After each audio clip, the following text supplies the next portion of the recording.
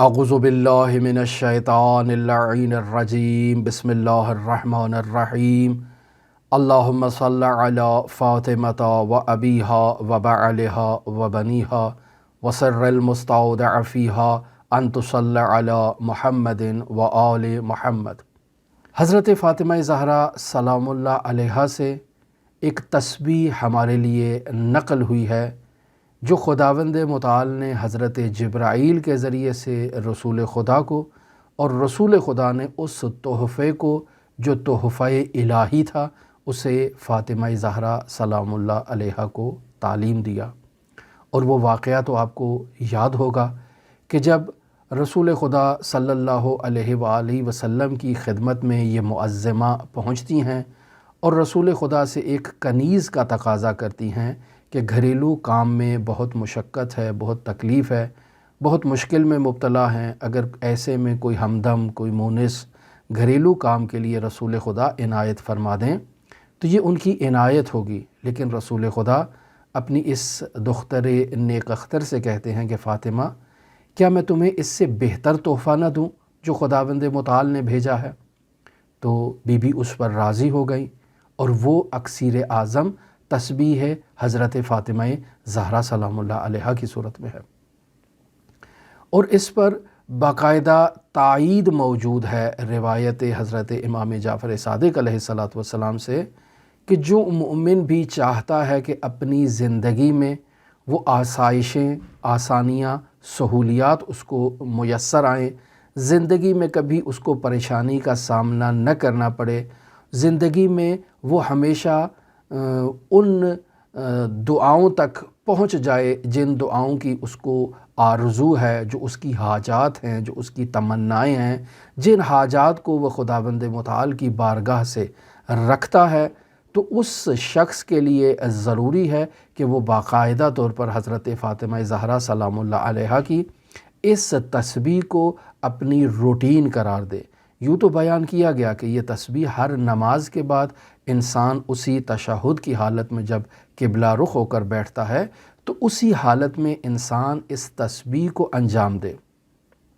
लेकिन अगर इंसान रात को सोने लगा है तब भी रिवायत में असल मोरद रसूल खुदा सल्लल्लाहु अलैहि वसल्लम ने इस बीबी को ये तालीम दिया कि फ़ातिमा, जब आप अपने बिस्तर पर जाएं तो जाते वक़्त आप पहला काम ये तस्बीह करें, इस तस्बीह की क़राअत करें।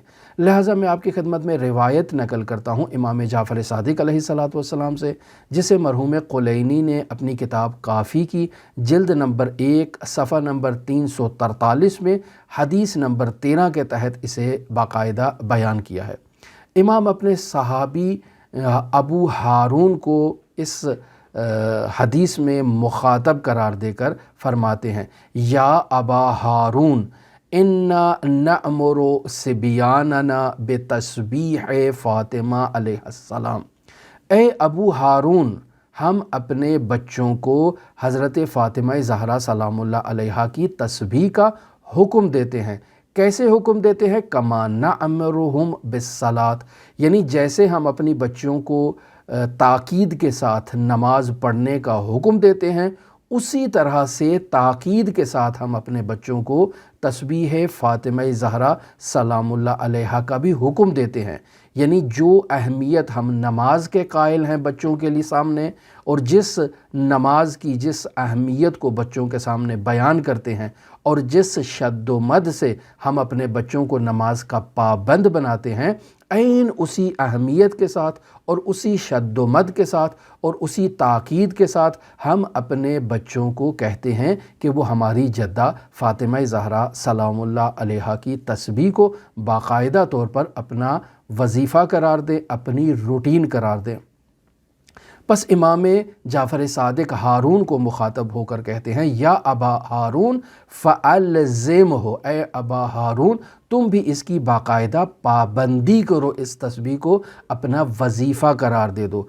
फ़इन्नहु लम यल्ज़िमहु अब्दुन फ़शक़ियुन। इमाम फरमाते हैं, चूँकि जो बंदा भी इस तस्बीह हज़रत सिद्दीक़ा ताहिरा फ़ातिमा ज़हरा सलामुल्लाह अलैहा की पाबंदी करेगा, वो हरगिज़ शकावत में, ہرگز بدبختی میں، ہرگز سختیوں میں مبتلا نہیں ہوگا۔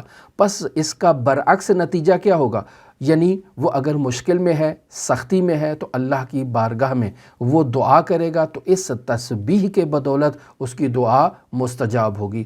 اگر وہ کسی شکی کے نرغے میں پھنس چکا ہے تو اس تسبیح کی برکت سے اللہ کی بارگاہ میں وہ دعا کرے گا تو اللہ تبارک و تعالیٰ اسے شقاوت سے نجات عطا کرے گا۔ خداوند متعال اس کو سختیوں سے، آسائشوں میں، سہولیات میں مبتلا کرے گا۔ لیکن اس کے لیے عزیزان محترم 2 شرائط باقاعدہ طور پر علماء نے بیان کی ہیں۔ پہلی شرط جو بیان کی جاتی ہے وہ پابندی اور مداومت ہے، یعنی انسان پابندی کے ساتھ اس تسبیح کی قراءت کیا کرے، یعنی ہر نماز کے بعد اس تسبیح کو اپنا روٹین میں شامل کر لے، اپنا وتیرہ قرار دے دے کہ اس نے ہر نماز کے بعد حضرت صدیقہ طاہرہ فاطمہ زہرا سلام اللہ علیہا کی اس تسبیح کو انجام دینا ہے۔ اور دوسرا، رات کو سونے سے پہلے اس نے باقاعدہ طور پر اس تسبیح کو انجام دینا ہے۔ پس یہ جو باقاعدگی ہے، یہ جو مداومت ہے، اس کا ہونا بہت ضروری ہے۔ اور دوسری چیز جو اہم بیان کی گئی ہے وہ انسان کا دل کے ساتھ، توجہ کے ساتھ، حضور قلب کے ساتھ اس تسبیح کی باقاعدگی کے ساتھ قراءت کرنا ہے۔ یہ 2 شرائط اگر موجود ہوں گی تو انسان اس تسبیح کی برکت سے ہرگز کسی مشکل میں مبتلا نہیں ہوگا۔ اللہ تبارک و تعالیٰ کی بارگاہ میں جس حاجت کا بھی تقاضا کرے گا، اللہ اپنی اس کنیز کی تسبیح کے طفیل اس کی حاجت کو پورا کرے گا۔ دوسری روایت آپ کی خدمت میں نقل کرتا ہوں، حضرت امام محمد باقر علیہ الصلاۃ والسلام سے۔ اس روایت کو مرحوم کلینی نے اپنی کتاب کافی کی جلد نمبر 3 اور صفحہ نمبر 343 پر اس کو ذکر کیا ہے۔